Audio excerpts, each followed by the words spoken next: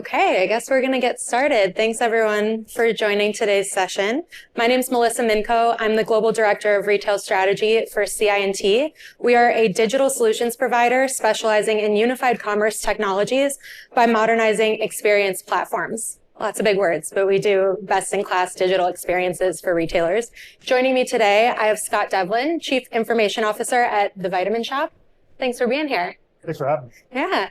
So we'll just dive right in. We only have 30 minutes. So the first question is, how would you describe the Vitamin Shoppe's omni-channel and unified commerce philosophy, the two buzzwords that are kind of being used interchangeably but are not really interchangeable at this point? For sure. So I think for one, probably close to 10 years ago, I had a senior executive say, if you're talking about being omni-channel, you're probably not there yet because retail is omni-channel. I think. Can everyone hear you? Really? Or is his mic on or no? Okay. Can you hear me now? I think so. Good? Right. Okay. So I think omnichannel's been around for a long time now. Unified commerce, I think, has come on more recently. The difference to me is I think if you're omnichannel, you sell through multiple channels. Right. So unified commerce means you're providing a seamless experience to the customer or their shopping experience across channels, truly seamless. So I think that's the big difference for me. And our philosophy is we want to make the shopping experience as efficient, painless, and value added to the customer and our health enthusiasts. So all of these, everybody that works for the Vitamin Shoppe, but especially our store associates are called health enthusiasts. We want to make the experience as efficient as possible for them as well. Very important for us because a lot of our stores, I think the average might be 1.5 or 1.7 health enthusiasts in a store at a single time. So they need, and the shopping experience at the Vitamin Shoppe are something that people are going to put into their bodies and take as part of the health and wellness routine. They're tremendous. They're our biggest asset. And for them to be able to spend the appropriate time with each customer with that low staffing, the process has to be efficient. So I think for us, it's seamless across channel. When I talk about the health enthusiasts being our biggest asset, they know the product and they know the customers. Yeah. So for us, I think education spanning the channels, whether it's through the health enthusiasts or online through our education material, is absolutely critical. For sure. Yeah, that's such an asset to being in the brick and mortar environment. But interestingly, when you and I chatted before this presentation, you had said, we see every channel as a digital channel, even if it's our brick and mortar venue. So can you explain that a little bit more? It's kind of a hot take, but I like it. This was a discussion probably before COVID where people just walk around the building saying it's digital or in stores. And we kind of got to the point and said, well, wait a minute. Digital is zeros and ones. It's technology. Why are we talking about this channel is digital? So everything technology is digital. And I think all retailers, and we're certainly there, are looking at stores differently than we have in the past in terms of where can we leverage technology to make the customer shopping experience better and to scale, provide the ability for the folks in the stores to do a lot more than they do, even with the tremendous knowledge that they have. Yeah. How do we help them to do so much more through technical prompts and alert them on something about this customer? One example there, and digital in stores as well, is it's really easy to see your purchase history when you're online. Right. And in our stores, we'll say, okay, we want to show purchase history, and this is something that we evolved over time to where our health enthusiasts, we leverage their feedback all the time on where we need to go. We created the ability, it doesn't sound that sophisticated, but the ability for them to look at a customer's purchase history and filter it by frequently purchased items that they haven't purchased for a while. Right. So then that would say, okay, here's the things that maybe you can upsell. So it's just one example of leveraging digital to help the folks who, again, we want to have them have a very robust interaction with the customer, but they're not going to have a lot of time to do it. Right. And it makes the process so smooth for the consumer in the store. They don't really realize how many digital touch points are kind of feeding into being in person. But yeah. And to that point that, for the Vitamin Shoppe, we've got our category can be confusing. I'm sure we're not all that unique, but customers often will come in and say, I think I got this thing. What was it? That's when I come up. Oh, yeah, this is the size. This is the the strength, whatever other details are there, is something that our customers look for all the time from us. Yeah, and we'll talk more about kind of that category nuance, but for sure, when you're buying a supplement, you may forget the dose you bought it in, and the Vitamin Shoppe sells multiple doses of something, so having that record is really key to assist the shoppers. Awesome. And I do want to comment too on the difference between omnichannel and unified commerce, because you did a great job explaining. I think for all of us here, it's exciting too that more of the back-end technology in a shopping experience is now being discussed at the C-suite retail level on the strategy side, because it was always kind of, what does this look like front facing to the consumer? But especially for us at CI&T, where we're designing the back-end technologies that support it, unified commerce kind of brings us into the mix, and I'm sure a lot of you in the room as well now. I didn't ask you, so I just defined it, but you guys are the professionals. How do you guys define unified commerce? I think it is just kind of bringing the highly technical component of servicing consumers at the retail level into the conversation earlier during those strategy discussions, because a lot of times you are so focused on the outcome, which is great, and what that looks like for the consumer, but there is so much infrastructure that needs to go before and support that, and that's kind of how unified commerce is bringing that terminology into the conversation earlier. sense. But yeah, it's been a topic of discussion, the differences between it for sure. So what have been the most impactful changes you've overseen when it comes to the Vitamin Shoppe's customer experience? You've been there over 8 years now, right? So. I have. There's a lot to choose from. I'll just pick a couple. Our loyalty program is called Healthy Awards. We've got a really great app. Check it out. You can download it from iOS Store or Google Play. When I got here 9 years, another statistic, more than 85% of our sales are attached to a customer in our loyalty program. So, I've been in retail for 25 years, and for somebody who's predominantly brick and mortar, it's really high. And I think it speaks to the value that customers get from the program. Yes. And they've gotten value from it for years, but until about 7 or 8 years ago, it was a program where you earn points throughout the year, and January's the biggest month in health and wellness because I'm sure everybody's got their New Year's resolutions now. So you earn throughout the year, and then in January you get your big old reward that helps you shop to support your New Year's resolutions. That was old at the time. If we talked about that now, it'd be kind of a relic. But we set out to really transform the program, and the idea was to make it more real time, more flexible for the customer, more interactive. So a whole bunch of work later, and really building that experience into our app. Our best customers, most frequent customers are big users of that app. You earn points. You can decide you want to bank them and use them when you would like. You can decide to auto burn them at a specific reward amount. You can go up to the register when you're checking out and say, "Oh, I think I have points." Pick up your app, burn the points, and then by the time our health enthusiast finishes scanning your items, it's going to be available on the point of sale. And then more recently, we've done a lot with non-purchase interactions as a way to interact with the loyalty program, whether it's looking at or liking a social media post, whether it's watching an educational video, whether it's filling out a survey, whether it's giving us additional information about you that'll allow us to better personalize the experience for the customer. So a ton of different ways to interact with the program right now, and really kind of ultimate flexibility in terms of how you can leverage your points. And then there's different benefits by tiers. Our gold customers are going to have their own private sale days throughout the year. So that was a really big one, just especially when you look at where it was and where it finished. I think another one, and this is where we kind of started on our omnichannel, or started really pushing omnichannel hard, which kind of drove us to what I would call unified now, is when the pandemic first hit. I'm sure you remember people were talking about, vitamin C, then vitamin D. Yeah. Here's all the things that people can do to help their immune system. And really quickly, our DCs ran out of those products that were really hot selling. A lot of our stores were able to stay open because in many geographies we were seen as a critical retailer, so we were able to stay, but some places we weren't. And we had 700 locations with those products in them. So we pushed really fast within the first several months of the pandemic to first do buy online curbside pickup for customers that didn't want to walk in a store. We launched with some of the same-day delivery services very quickly with Instacart within a couple of months, and and this was more, there was more complexity here, but we also did buy online, ship from store, so that we could give the customer access to any inventory wherever they are.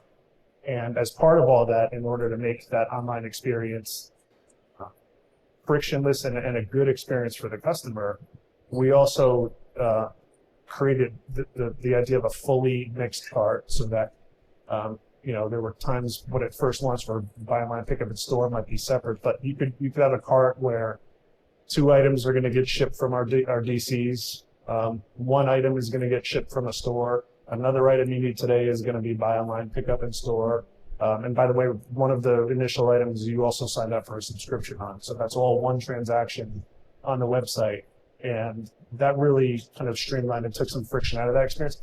Now, where we were in the background technology-wise at the time, was not where we are now, so a lot of that was challenging. Yeah, I bet. And I know we're going to talk a little bit more about that, but yeah, that was another big one. And then I think more recently, I know we'll talk about it, is really kind of moving that back end technology where it needs to be to make these things more approachable. Exactly. So a couple of things there. I love that you mentioned non-purchase interactions, because I think a lot of retailers only focus on that conversion moment and they don't focus enough on the engagement that happens leading up to it, even if it's not directly correlated to a purchase in that moment. So that's fantastic that you're incentivizing all that engagement as well. It's always a tough balance, because you don't want to do anything to distract from the funnel. So it's always, how do we add these non-purchase type activities in without putting risk to conversion?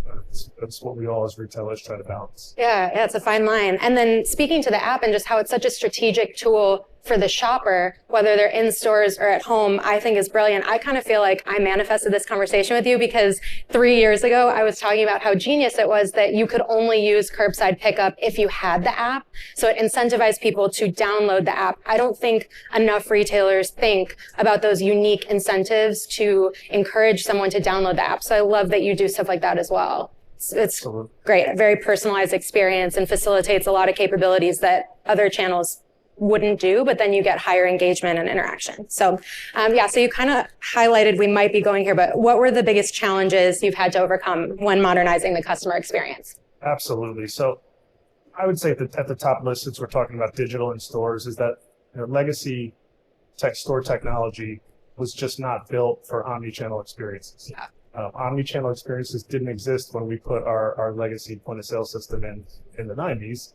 The store technology was made to work offline, to be a tank, to be able to exist on its own, and not to be able to interact cleanly with other channels. So, you talk about what the way that I refer to it is, whenever we implemented an omni capability on the legacy technology, it wasn't about if it was going to be sub-optimized. How much is it going to be sub-optimized? Yeah.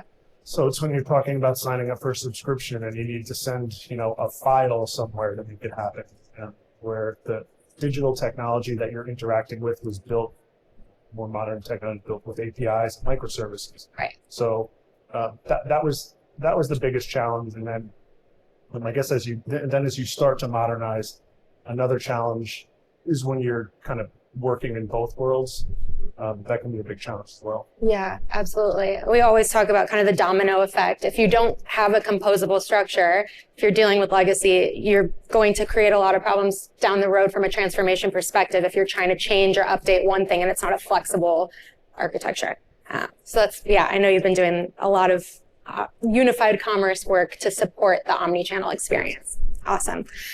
So what do you prioritize when designing and updating shopper experiences? I know we kind of talked about like lifetime value previously. I'd love for you to expand on that concept. Sure. I mean, I think it just goes back to the best shopping experience possible. If something, we at the Vitamin Shoppe, we've got a bunch of really great private brands that customers really can't get anywhere else.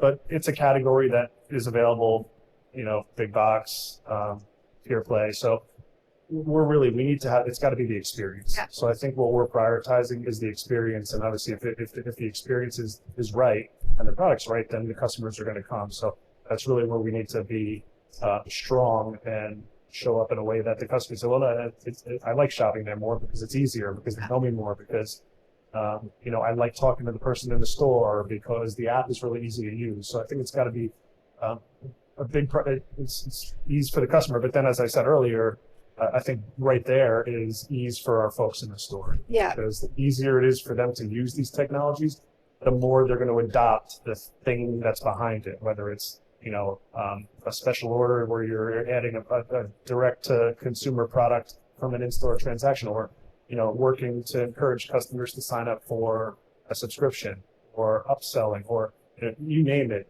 The adoption is going to be based on how easy it is for them to do it. If it's a challenge, if we put with this great capability out there, but it's not easy to use, then we're not going to see, we're not going to see good adoption for it. We're going to say, hey, what's going on? You got this thing. And they'll say, well, you can't use it. Or I have a line. I don't have time to go ahead and do that.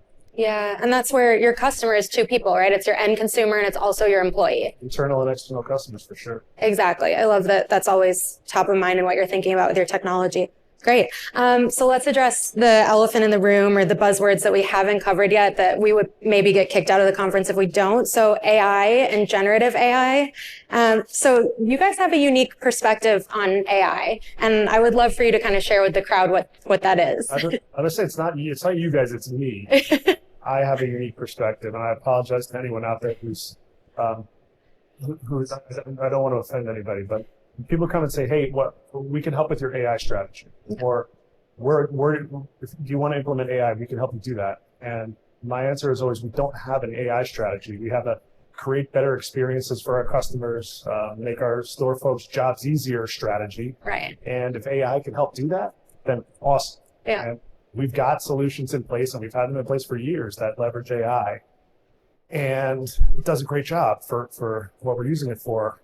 I've just had this sense for a couple of years now that it's like people are saying, okay, we got to implement AI because everyone else is. And that is absolutely not what we're doing now. That doesn't mean it's not a topic, and people are using it. It's here.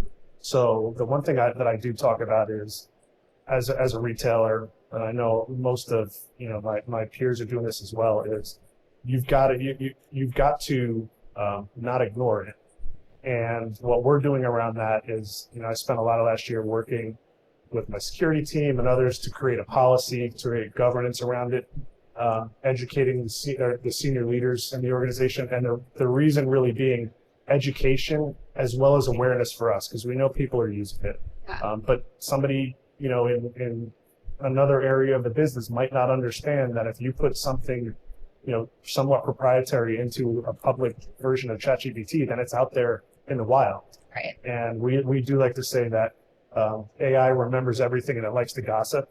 So educate the folks on how to use it, and then put governance in place. One of the things that we just launched last year was, in the fourth quarter, was a simple process and procedure for folks that are using or believe that they're using AI to flag it for us so that we can take a look, make sure it's the right use case, and help educate them. Yeah. And with that, we sent out a training video to the entirety. So, and look, we're using it. We're using it mostly. I would say mostly on the operational side of things. So where it's doing something that can do better than a person, but also where there's somebody in between it and the customer. Yes. And then I'm happy to talk more about this. The last thing I'll share is I was on a panel here last year, and it was about AI. And the CIO from Abercrombie was sitting next to me. He was talking about how they created an AI. I think it was personal shopper. That's what, going back to my time at J. Crew, that's what we called it. But an assistant that would help you to create a look. And I said, that's great, that it's awesome that they could do that. The worst thing that the AI could do if it hallucinated was make somebody dress funny. But for us, if it did the wrong thing, then it could make somebody sick. Yeah. I saw something recently where I think one of the big models told somebody that they could get their daily minerals by eating rocks. Yikes. Yeah, we don't want that happening on the Vitamin Shoppe website or through the app. I think your philosophy is really important because it proves that you can still be a first mover as a retailer when it comes to technology. It doesn't mean you're implementing it everywhere. It's not about tech for tech's sake. It's just having an informed perspective on a topic before you action the technology. We certainly prefer to be fast-ish followers It's a good place. The first, yes. Good place to be, and to have a human between the technology and the customer. I think if I were to summarize this whole conversation so far, it's just you are a really customer focused brand, which is so important. Have to be. Yeah, that's awesome. So prior to the Vitamin Shop, you were at J. Crew. What nuances in the health and wellness space, aside from we don't want to be recommending rocks as a supplement? We had talked about like a lot of SKUs, that kind of inventory. What are the uniquenesses in this category that the technology has to support? Sure. I mean, look, I think first and foremost, it's, as I said earlier, it's more commoditized. Yep. It's not the brand that you're selling. And I think to that end, you think more, we think more about the experience. And if you're going to optimize the experience, then you've got to leverage technology. So I think it necessitates that technology has got a bigger role in how you interact with the customer. Not to say that anyone in fashion doesn't and shouldn't leverage technology away, but at least in my experience, it just wasn't as much of a priority because the priority was, the differentiated brand. Mm-hmm. So I think that's a big piece. Another was, when we would struggle more in fashion with inventory accuracy. Yes. So something like buy online, pick up in store, where we're pretty good at it. It was more challenging when we've got color size runs that might be broken. So and this is personal as a customer. My wife placed an order when we had buy online, pick up and buy online, ship from store at J. Crew, and it came from like 7 or 8 stores. Wow. And I'm looking at that saying, I'm not the finance guy, but I'm not sure, if that's going to end up working out. And for us, we're able to, I think, optimize that a little bit more just by the nature of the business. It's not as much fashion. Right. Yeah. And you talking about the mixed cart kind of fulfillment earlier too, I think is a kind of related to all of that as well. It's really interesting. Mm-hmm. Awesome. So what's your vision for the future of the Vitamin Shop? What is the crystal ball kind of going to tell all of us? Sure. So I don't know what it is. I know, the vision is to continue to make these customer experiences better. Mm-hmm. We completed in October of last year a deplatform from our legacy website. And when I say deplatform, we started off around where I started 8 years ago with the loyalty program and said, we need to really up our game here. Yeah. And the way that we started doing that was just taking aspects of that monolith out and leveraging a service for that component. Sure. So it was subscription, and then it was content, and then it was product information management. And you just keep going down the line until maybe two or 3 years ago, we said, hey, we're like 60% deplatformed. Are we going to keep going down that path explicitly, or do we pick? And we decided as an organization we're going to deplatform. So we finished that process with the cart and checkout in October. Within the same week, we also finished rolling out a new point of sale platform, and both commerce technologies they're microservice based, API first, cloud, and headless, which is really important. Mm-hmm. So I feel like we've got the foundation in place now, where if we had this when the pandemic hit, we could have done all those things more quickly. Sure. And we're able to react to any to anything now. And I think the idea is where can we make that unified experience even more unified by not only making it look the same, but you're leveraging the same underlying technology. Mm-hmm. And I think that allow us to move quickly. And there's really nothing that I think is not capable of being done now. And I think the other big thing, two other pieces, I know we're trying to save a couple minutes here, but one is we talked a lot about the in-store experience. Yeah. And historically, everything that our people in the stores need to do, they go to the application to do that thing. Yeah. And the idea of headless, so if you have to service a buy online pickup in store, or you have to ship a buy online ship from store, those are ultimately services somewhere, but you have to go into each application to do it. And the idea is really with the with composable architecture, that you surface the right service in the most efficient place for the person at the store. So I think that's really big. And that's where it goes back to, I think we'll be able to really drive a lot of these things because it's going to be so easy and so seamless. Yes. For our folks in the store. And then from the background technology, if you talk about online, I think the idea is now when things change And maybe you have one great partner, and then either they go a different direction, you go a different direction. It's just so easy to adapt now. Because before it was you do a surgery to excise one component and then splice another. Now it's really composable as Legos. Right. You take one Lego off and put another one on a lot easier. So again, I think it's just flexibility and agility to react to whatever it is that we're going to need to react to forward. Becoming modular, but also seamless and integrated. That kind of fork in the road moment that you articulated of like, are we fully deplatforming? Like, what does this look like? That's where we tend to become more strategic advisors and not just technology consultants. It's like we're, providing these softwares and implementing, but we're also making the recommendations of, okay, we're either all the way going with this or we're not, based on, what customizable solutions make the most sense. But I think it's awesome that you're asking that question of like, are we doubling down on this? Is this the path forward? And how do our partners support that? The personalization, you mentioned that, and then that was the other big thing with Warrior. So we've got a lot of good capabilities with personalization. Yeah. But I think everybody can do better. And we all receive so many emails every day from somebody that we made a purchase with that having only absolutely critically relevant communications offers, and not just you bought this, buy this, but education is going to be really important. And one great thing about where we've gotten to with the technology is that we're going to be able to do more to kind of centralize and then surface that right message content to the customers, because in store and online are going to be able to just take that service or input. So our new point of sale has a customer facing display. So cool. If you think of it, in my experience, a lot of the technologies that support personalization are channel specific, so email, SMS, or even website, but don't talk as much about store.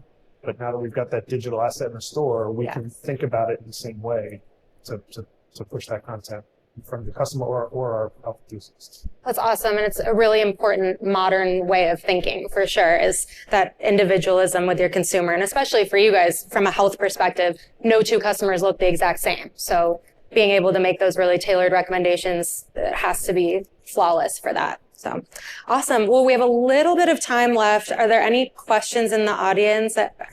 Okay. Your journey to headless commerce. I have two questions. What's your learning? Headless commerce, what are your learnings from that journey for other folks who are kind of going through that, and I know what platform you guys are on, so can you talk a little bit about that? And then with the POS, what's the data that you've been able to leverage from, in-store to online? So for the first one, we could probably do a whole hour on that. Maybe just a couple of things. I think the way that we did it, by not explicitly heading down that path at first, saying, we need a different search and navigation. We need a more powerful content management solution. We need a real product information management solution.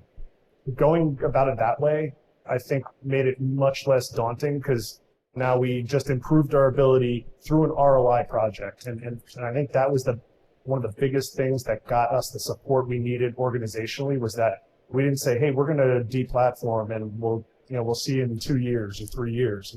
We did most of it, and I would say 85% of it, through ROI projects. It was something that was on the roadmap we needed to do to make the capability stronger. The business wanted to do it, and we did it by replacing with something that could be part of the future. And then once we got to the explicit, okay, we're doing this now all the way, the biggest challenge there is when you get to that point of really living in both worlds, especially towards the very end now. It's challenging, and we did it. I would say we probably spent in the final year maybe 25 or 30% more than we necessarily needed to, in order to de-risk it and do it in a way that really allowed you to not do the big bang web replatform that many people in technology are probably terrified of. So I think those would be the two biggest things in a soundbite. But I told the team that did this that they could write a book, because I think they did a great job the way they did it. and it was super impressive. The second part was, it said, Channel data because you lost POS. So that technology helps you understand your customers. yeah, so we're still pretty early there. It's only been a couple of months since we're fully rolled out. We've always been pretty good at capturing data in the store because of the loyalty program. I think the issue is probably more of how you capture that data and then how that gets to other places. It's going to be clean now. But one thing I'll say is this idea of this customer display that we have is we're able to do things that we couldn't do before. So subscription is big for us, as you can imagine, and our health enthusiasts would ask, so say, hey, this is eligible for subscription. You can save today and save on the refill, the replenishment.